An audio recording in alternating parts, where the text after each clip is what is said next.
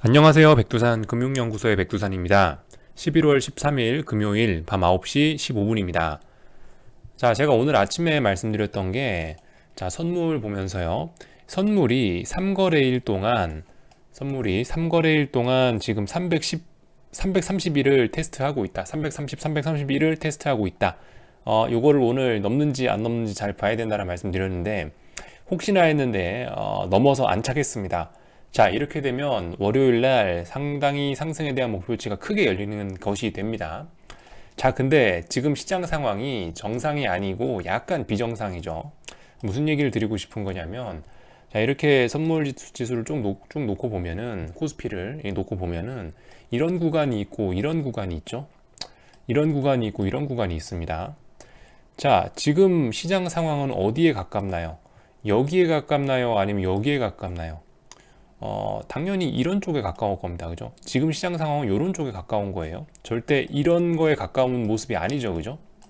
자, 그래서 지금 이렇게 네모와 동그라미를 막 표시를 해가면서 이렇게 말씀드리는 거는 지금의 시장 상황이, 지금 시장이 그냥 올라가는 상승장이 아니고 변동성을 주면서 상승을 하는 폭등장, 어떤 슈팅성 장이라는 것입니다. 이 슈팅성 장이라는 이 장이 지속되고 있다는 것을 이해하시고 나서 오늘 선물이 331을 돌파했다라는 것을 생각을 해보시면 월요일 날은 자연스럽게 선물이 폭등 가능성이 있겠구나라고 이렇게 가능성을 열어놓으시는 게 좋을 것 같습니다.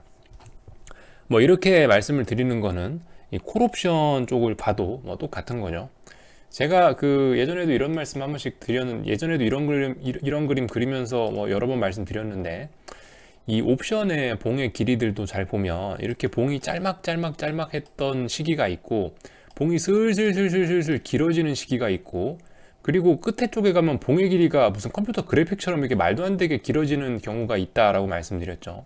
그리고 이렇게 옵션의 변동성이 터지면서 이 옵션들의 봉의 길이가 이렇게 막 길어지기 시작한다라면은 그렇게 되면 시세는 끝나가는 가능성이 높다라고 이렇게 말씀을 드렸었죠. 그러니까 사실상 월요일 날은 어떤 이러한 말도 안 되는 컴퓨터 그래픽 같은 이런 장대 양봉이 콜옵션 쪽에서 등장할 가능성도 있는 날이라고 지금 말씀을 드리는 겁니다. 물론 해외 시장에서 무슨 일이 뭐 일어나면은 안 그럴 수도 있지만, 해외 시장이 오늘 뭐 적당히 뭐 보합만 나와줘도 솔직히 코스피는 월요일 날 수급에 의해서 자연적으로 밀려 올라갈 수밖에 없는 이런 상황이 되어 있습니다. 아무튼 이 콜옵션 쪽을 보시면 저는 솔직히 약간 의심도 했어요. 11월 10일 날도 장대 양봉이 좀 길었죠. 이 양봉이 콜옵션에서 좀 길었단 말이죠. 그래서 혹시나 11월 10일 날이 어떤 끝일 수도 있지 않을까라는 가능성은 열어놨는데, 근데 뭐 보시다시피 오늘 죽었어야 됐는데, 오늘 선물이 이렇게 보시다시피 330을 돌파한 착하고 올라감으로 인해서 뭐 보시다시피 콜옵션이 이렇게 살아나게 됐고요. 이렇게 되면은 월요일 날은 콜옵션, 특히 내과 쪽 말고 외과 쪽에서 이렇게 뭐 긴 말도 안 되는 컴퓨터 그래픽 같은 요런 장대 양봉을 보실 가능성도 열어는 놔야 되겠습니다. 아시겠죠?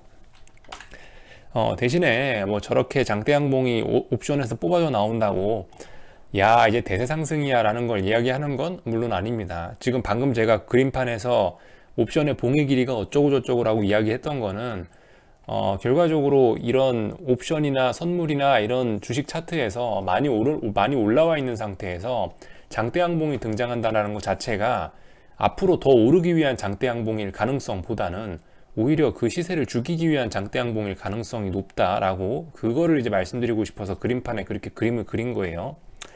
자, 어쨌든 그래서 이 정도 말씀을 일단 코스피에서 드릴 수 있겠습니다. 오늘 아무튼 오늘 좀 독특했던 거는요. 전 솔직히 아침에 이렇게 생각했어요. 아침에 그래도 331 정도에서 선물이 훅 무너지길래, 이거 봐라. 오늘 잘하면, 월요일부터 자빠질 가능성도 있겠는 걸 하고 가능성 정도는 좀 열어놨었거든요. 왜냐면, 오늘 보니까 이 코스피인데요. 코스피가 세상에 선물이 1%가 오르고 4포인트 가까이 오르고 있는 중에 오늘 보시면 아침에 상승 종목 수가 영 시원찮았어요. 보시면 코스피인데요. 오늘 아침에 200 종목도 안 되게 상승했단 말입니다. 한 100몇십 종목 상승으로 출발했어요. 그래서 어호, 이거 오늘 잘하면은 장중에 반등은 힘들 수도 있겠구나라고 생각하고 저도 개인적으로 좀 기대를 갖고 봤었는데, 야, 근데 그렇지가 않더라고요. 그러니까 오늘 시장은 굉장히 독특했던 것이 상승 종목 수는 없었다는 겁니다. 지수는 굉장히 많이 올랐지만 상승 종목 수가 없어요. 자, 오늘 그래서 가장 특징적인 게 뭐냐? 삼성전자의 폭등이겠죠, 그죠? 삼성전자의 폭등을 들 수가 있겠습니다. 자, 그러니까 오늘 같은 날이 그 개인 투자자분들께 진짜 치명적인 날일 수도 있는 거예요. 그러니까 무슨 얘기냐면 보통 이제 개인 투자자분들이 어떤 주식 개별 종목들을 많이 들고 있는데 보시다시피 오늘 같은 날은 멘탈 깨지기 딱 좋은 게 야, 시장이 1% 오르고 삼성전자가 3.6%가 상승하는데 여기 이게 시가총액 종목 순으로 나열한 거거든요. 근데 보시다시피 뭐 일부 신풍제약 같은 거 이런 거 하나 제외하고는 이 시가총액 상위 종목에서 파란색이 상당히 많이 보입니다. 그리고 좀 많이 뭐 2% 3%대 하락도 좀 제법 보이고요. 그래서 이게 어쨌든 선물 시장의 이 지수의 분위기와 이게 종목들의 움직임은 굉장히 달랐다라는 겁니다. 결과적으로 오늘 외국인이 뭐 코스피를 5천억을 사줬는데요.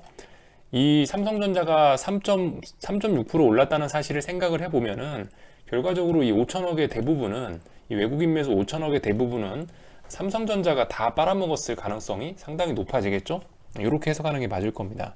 왜냐? 삼성전자 시가총액이 비중이 굉장히 높기 때문에 그죠? 근데 아무튼 그래요. 하여튼 그래서 이 삼성전자 자체도 보시면 어쨌든 오늘 그래서 장대 양봉으로 전고점을 돌파를 안착을 했습니다. 신고가를 썼어요, 세상에. 63,200원을 찍으면서 결과적으로 이 전고점을 안착한 셈이 됐는데요.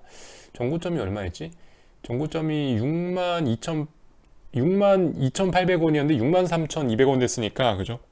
아예 전고점을 돌파 안착해버린 거예요. 자, 근데 뭐 아시다시피 여러분들이 세력이라 생각해 보시면은 여기서 이 무거운 몇 달 동안, 몇 년 동안 여기서 버벅버벅 됐던 자리를 이렇게 속 시원하게, 물론 거래량 좀 나오긴 나왔어요. 근데 이거 여전히 페이크일 가능성도 좀 많이 높다고 생각을 합니다. 물론 뭐 아직까지 뭐 페이크라는 증거는 없지만은, 물증은 없지만 페이크일 가능성도 충분히 많이 열어놔야 된다는 거죠. 이런 이야기를 하는 거는 안 그래도 오늘 저기 어떤 분이 이런 그 예시를 좀 들어주시더라고요. 야, 2007년, 2008년에도 똑같은 일이 있었다. 삼성전자를 그러니까 진짜 지수를 올리고 싶은 게 아니고 가짜로 이걸 페이크로 지수를 올린다면 삼성전자만 강하게 가는 경우가 많다라는 이야기를 해주신 분이 계셨는데 그 부분에 관한 이야기는 저도 여러분들께 보여드리면서 좀 말씀드려 볼까 해요. 자, 그래서 언제로 돌아왔냐면요. 2008년 5월로 돌아와 보겠습니다. 2008년 5월. 이게 삼성전자고요. 선물을 볼까요? 선물은 여기가 2008년 5월. 아이고, 잘 안 보이시죠? 아무튼 그 대략적으로 그림만 한번 보세요. 자, 삼성전자가 비리비리비리하게 놀고 있었죠. 비리비리하게 놀고 있었고, 이렇게 보는 게 좋겠다. 그죠? 삼성전자가 2006년, 2007년, 2008년에 무슨 일이 있었냐면 결과적으로 요 자리 여기가 전고점이었잖아요. 여기가 얼마냐면은 여기가 2007년 7월 달이에요. 2007년 7월 달에 뭐 13,000 하여튼 대충 14,000원이라 칠게요. 14,000원이란 전고점 저항이 있었는데 여기 자리도 한번 보겠습니다. 그러니까 여기가 2007년 7월이죠. 여기도 2007년 7월이면 여기쯤이죠. 여기입니다. 선물이 여기 있었던 구간이에요. 여기 이 구간을 생각하시면 되는데 그러니까 어쨌든 선물하고 삼성전자하고 비스무리하게 움직이다가 어쨌든 삼성전자가 좀 강하게 가고 좀 중간에 약하다가 언제 여기 2008년 5월 달 여기 봅시다. 2008년 5월이 뭐냐면 금융위기 직전이에요. 금융위기 직전에 마지막 그 외국인들이 페이크 주면서 5월 달에 1조 원 현물 순매수 들어왔단 말입니다. 그러니까 외국인들은 여기서부터 해서 여기 2008년 금융위기 때까지 여기 이렇게 긴 기간을 전부 다 이 현물을 한 번도 산 적이 없어요. 월간 단위로 해서. 그러니까 그죠. 그러니까 코스피 주식을 이 기간에 한 번도 산 적이 없는데 유일하게 5월 달에 매수가 1조 원이 들어왔던 때가 이때예요. 근데 이제 그때 무슨 일이 있었냐면 그때 삼성전자에서 이런 일이 있었다라는 겁니다. 5월 달에 5월 달에 마치 대세 상승하는 그림처럼 전고점을 강하게 장대 양봉으로 돌파시켜 주면서 외국인이 또 삼성전자만 또 사줬다는 거죠. 당시에도 삼성전자는 시가총액 1위였어요. 2등이 포스코였고. 자, 아무튼 그래요. 그래서 이 삼성전자가 여기를 보시면 결과적으로 이거 엄청난 페이크였습니다. 지나고 보면 엄청난 페이크인데 그 뒤로 고점 대비 반토막이 났는데요. 아무튼 이런 식으로 리모컨으로 사용되는 일이 굉장히 많다라는 겁니다. 그러니까 지금도 이럴 가능성은 열려 있다라는 겁니다. 지금도 충분히 열려 있다. 그리고 나서 다시 고점을 돌파하는데 뭐 몇 년이 걸렸죠, 그죠? 한 1년 정도가 넘게 걸려서 반토막 났다가 1년 정도 뒤에 회복을 하긴 했습니다. 자, 아무튼 뭐 그래서 이런 점들도 한번 생각해 보시라. 과거에 이랬던 역사도 있다라는 거. 물론 뭐 그렇다고 해서 지금이 이게 무조건 페이크야 라고만 볼 수는 없습니다. 아무튼 일단 단기적으로는 계속 상승 지속이고요. 단기적으로는 더 오른다고 보긴 봐야 되는 거고요. 다만 이제 중장기적으로 지금 몇 개월간 상승이 누적되고 해외장이나 이런 쪽에서 너무 과열이 지속되고 있기 때문에 뭐 이런 것들이 페이크일 가능성도 높지 않겠냐라고 말씀드리는 겁니다. 그 환율 얘기를 그래서 같이 할 건데 환율도 좀 한번 보자고요. 지금 제가 아까 이 영상 시작할 때 뭐라고 말씀을 드렸냐면은 그 지금 모든 것이 어떤 그 주식시장이 지금 정상의 구간에 있지 않다라고 하면서 제가 아까 영상 시작하자마자 동그라미 치면서 막 말씀드렸잖아요. 지금 우리 주식이 어디 있냐, 이런 때하고 비슷하냐, 이런 때하고 비슷하냐라고 방금 말씀드렸잖아요. 그러니까 지금 이런 때, 지금 이 주식이고 환율이고 다 이런 것들이 슈팅 구간에 와 있다는 걸 아셔야 되는데, 근데 이 어쨌든 원달러 환율의 슈팅도 좀 우려스러울 정도로 지금 지나치게 진행이 되고 있다라는 점도 좀 보셔야 되겠습니다. 그래서 만약에 이게 진짜로 건전하고 싶으면요, 진짜로 건전하고 싶다면 이 환율이 어떻게 돼야 되겠습니까? 최근 11월 2일부터 제가 알기로 11월 첫날부터 외국인들이 드디어 우리 한국을 매수해주기 시작했거든요. 여기 보시면요, 코스피 수급입니다. 외국인 11월 2일부터 해서 본격적으로 코스피 순매수가 들어왔어요. 그죠? 하루에 몇 천억씩 선물도 많이 들어오고요. 근데 11월 2일부터 환율을 한번 보자고요. 11월 2일부터 환율을. 어느 순간부터 외국인들은 계속 들어오고 있지만 이제 환율은 최근 일주일 동안 특히 더 이상 이제 강세가 진행되지 못하고 있다라는 점을 좀 눈에 띄는 이런 것들을 좀 한번 보셨으면 좋겠습니다. 환율은 아시다시피 이미 뭐 바이든 당선이니 백신 개발이니 뭐 각종 기대감으로 인해서 이미 너무 많이 강세가 진행돼서 이 사이에 어땠어요? 이 기간 동안에 주식시장은 박스권이었죠, 그죠? 워낙 강세가 이렇게 진행되는 동안에 이 사이에 주식시장은 박스권이었는데 이제 주식이 올라가려고 하니까 이제 환율이 다 온 거예요. 환율이 좀 이제 추가적으로 원화 강세가 어려운 듯한 이런 모습들을 좀 보이고 있습니다. 그래서 이 외국인들의 수급이나 삼성전자의 움직임이나 이런 것도 오늘 선물이 4포인트 가까이 올랐으면은 환율이 하락해야지 정상인데 환율이 지금 오늘도 보시면 더 이상 하락하지 않죠. 오히려 약세로 살짝 전환되려고 그러고 있죠. 이런 점들도 어쨌든 한번 생각들 해보시라. 거대한 페이크일 가능성도 있다. 뭐 이런 건 뭐 주봉으로 보셔도 되고 월봉으로 보셔도 되고 다 그런 그림이에요. 다 그런 그림이에요. 이 뭐 241 뭐 이거는 월봉에서 보는 건데 월봉에서는 뭐 21선과의 월봉 20주선과의 뭐 이격도 이런 걸 좀 보시면은 이 최근 값이 얼마냐면은 95.25 이렇게 됩니다. 95.25. 근데 95.2라는 자리를 보시면 지금까지 뭐 거의 어떤 원달러 환율의 단기 바닥이었던 때가 굉장히 많습니다. 그래서 지금 일단은 그 원달러 환율 같은 경우는 뭐 주봉 단위로 보나 일봉 단위로 보나 어느 정도 좀 더 이상 이제 강세로 진행되기가 좀 어려운 정도까지 내려오지 않았나라는 생각이 들어요. 그러니까 원화가 여기서 더 강세로 진행되지 못하는데 주식만 오른다면 주식이 좀 페이크일 가능성도 있지 않겠습니까? 그죠? 뭐 이런 점들도 생각해 보자 라는 말씀을 드리고 있습니다. 더군다나 이제 이런 뉴스도 슬슬 나온단 말이죠. 그 예를 들면은 제가 어디서 봤지 그 기사를? 잠깐만요. 그 오늘 기사를 좀 하다 보다 보니까 증권사에서 잠깐만요. 저장해 놓은 게 있었는데 예, 증권사가 원화 강세를 주도했나? 뭐 MAR이라고 해서 마거래가 매도 심리를 조성했다라는 뉴스가 있는데 잠깐만요.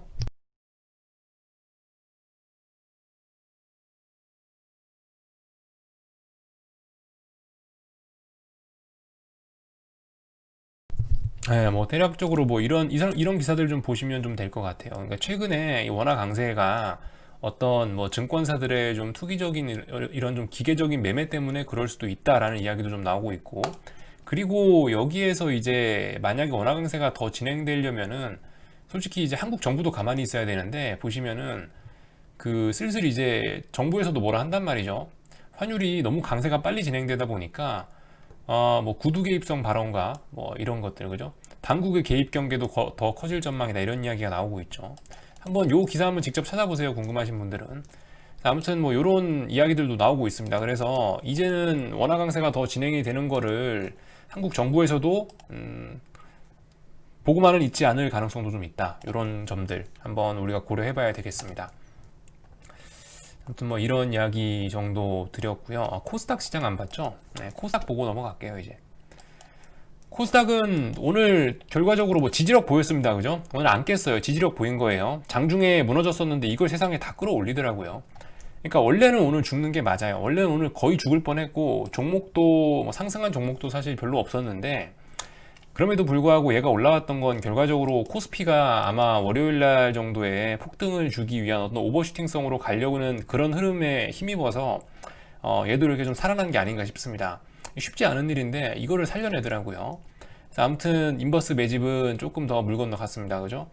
뭐 그래서 코스닥 쪽은 뭐 12,200원 정도 여기를 뭐 넘어가지 못하면 어쨌든 미래는 없습니다.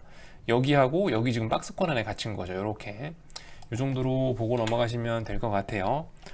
자, 그래서 한국 시장은 이 정도 이야기로 마치고요.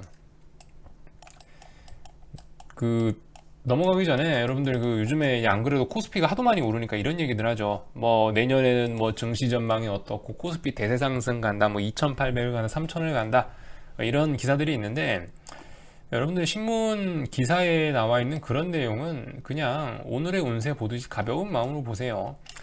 그 투자의 판단은 결국 여러분 본인이 내리시는 거고, 어차피 그렇잖아요, 그죠? 투자 판단은 본인이 내려서 본인이 그 결과에 책임지는 싱글 플레이 게임인데, 그 왜 신문 기사 내용에 왜 그 마음이 흔들리고 그럴 게 있습니까, 그죠? 신문 기자가 뭐 코스피 2,800 간다, 뭐 3,000 간다라고 쓴 신문 기자가 여러분들 투자 성과에 대해 책임져 주는 거 아니잖아요.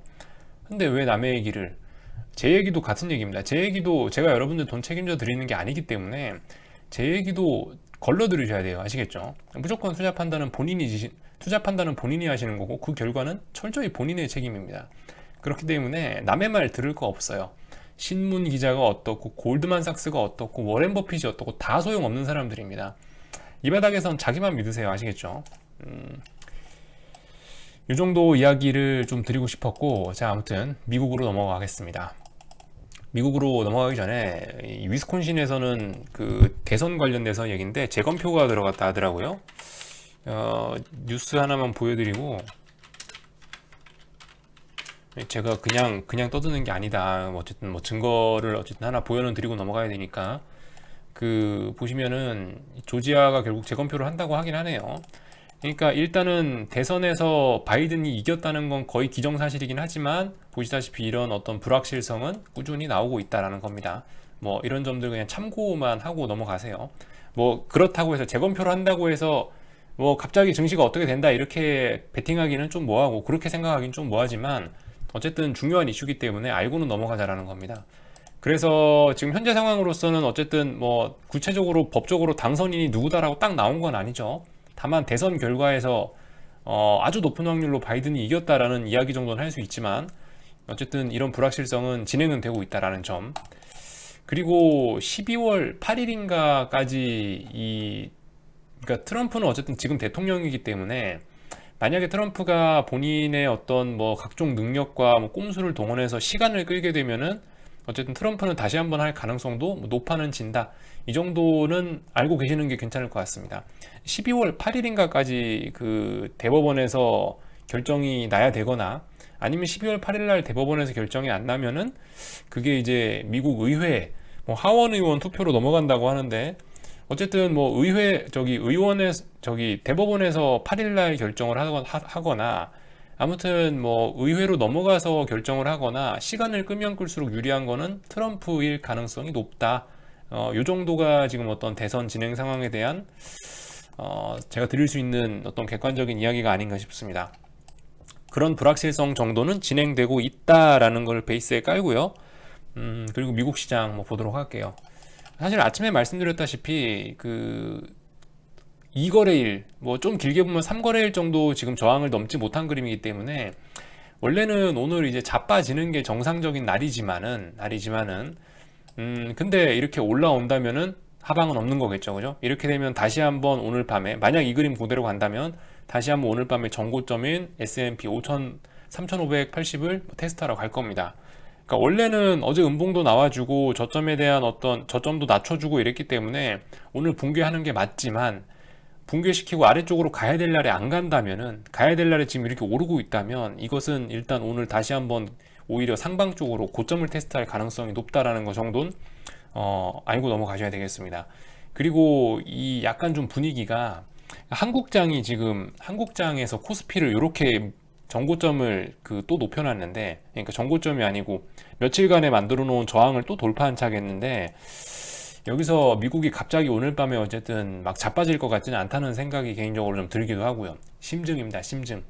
그러니까 미국이 오늘 밤에 자빠질 거면 아마 분명히 오늘 낮에 코스피가 좀 약한 모습을 보였을 것 같아요. 뭐 지금 어쨌든 이런 얘기 하는 건 S&P나 나스닥이나 똑같습니다. 나스닥도 뭐 몇 거래일 동안 넘지 못했기 때문에 오늘 자빠지는 게 정상이나 뭐 이렇게 지금 이런 모습 나오고 있으면은 자빠지는 게 정상임에도 불구하고 뭐 올라가겠다는 얘기죠. 올라갈 가능성이 높아 보이죠. 이렇게 되면 그러니까 원래 오늘은 하락하는 날이, 원래 하락이 좀 자연스러운 날인데 이렇게 그거를 꾸역꾸역 올린다라는 얘기는 오늘 밤에 굉장히 많이 오를 수도 있다. 이렇게 좀 가능성은 열어놓아야 되겠습니다. 아무튼 지금 미국 시장도 보시다시피 어떤 정상적인 움직임에 있는 그런 범주의 시장 움직임이 아니고, 지금도 약간 미국도 슈팅기가 있는 시장이지 않습니까? 그렇기 때문에 어쨌든 좀 마음 단련들은 좀 잘 하셔야 된다라는 겁니다. 훅훅 움직일 수 있다 정도를 좀 열어놓으셔야 되겠어요. 변동성하고 달러 정도 보고 마칠게요. 자꾸 영상 녹화하다 보니까 길어지네요. 제가 일부러 길게 하려는 건 아니고 좀 짧게 드리고 싶은데 이게 자꾸 길어지네요. 하여튼 변동성 같은 경우 이거 한번 보십시오. 여기서 이제 아마 제 생각엔 그래요. 그러니까 이제부터는 미국이 뭐 오르거나, 그러니까 한국도 그렇고 미국도 그렇고 아마 여기서부터는 이제 폭등이 나오면은 변동성 지수가 아마 제 생각엔 더 죽지는 않을 것 같아요. 아시죠? 예전에 우리 많이 봤잖아요. 이번에 많이 보여드렸잖아요. 시장 지수가 막 올라가고 있는 순간에도 어느샌가부터 빅스가 이렇게 죽지 않는 구간이 있었는데, 이 구간을 잘 통과하니까 변동성이 폭발하더라는 걸 여러분들 지금까지 몇 번 보셨죠? 그러니까 이번에도 그럴 가능성이 있습니다. 그래서 지금 보시면은 지금 요 며칠간 계속 23, 24 자리에서 또 다시 지지력을 보이고 있는데, 이거 오늘 밤도 빅스가 지켜줄지 이런 부분 좀 한번 주목해 보시면 될 것 같고, 그리고 이 달러 인덱스 같은 경우는 이 달러 인덱스인데요. 어젯밤에 그래도 좀 어느 정도 좀 지지력 보여줬기 때문에 오늘 밤은 올라가는 게 정상적이나, 오늘 밤에 이렇게 약한 모습 보인다면은 솔직히 별로 좋지는 않습니다. 그죠? 상승 보시는 분께, 달러 강세를 원하시는 분들께 이런 그림은 일단 별로 좋지는 않습니다. 만약 이런 그림이 근데 나올 거라, 그리고 오늘 시장 분위기가 전반적으로 지금 위험자산 강세 분위기가 계속 나타난다라고 한다면은 오늘 밤에 다시 한번 여기 92.7인가요? 여기 있는 이 박스권 하단 자리를 다시 한번 테스트할 가능성도 있겠습니다. 그죠? 그러니까 지금 대략적으로 이런 박스권이잖아요. 대략적으로 이런 박스권에 와 있는데 다시 한번 이 아랫부분의 지지력을 테스트할 가능성도 있다. 이 정도 일단 열어놓으셔야 되겠습니다. 아무튼 지금 어쨌든 계속 말씀드리지만 슈팅이 진행 중인 거고, 슈팅은 무섭지 않습니다. 슈팅은 무섭지 않고, 다만 이게 언제까지 진행될지, 거의 끝나가긴 하는 것 같은데 언제까지 진행될지는 뭐 잘 모르겠네요. 그죠? 아무튼 뭐 이 정도 이야기 드리고 마치도록 하겠습니다. 궁금한 거는 리플 남겨주시고요. 월요일날 오전에 뵙도록 하겠습니다. 한 주간 수고들 많으셨습니다. 여기서 마칠게요.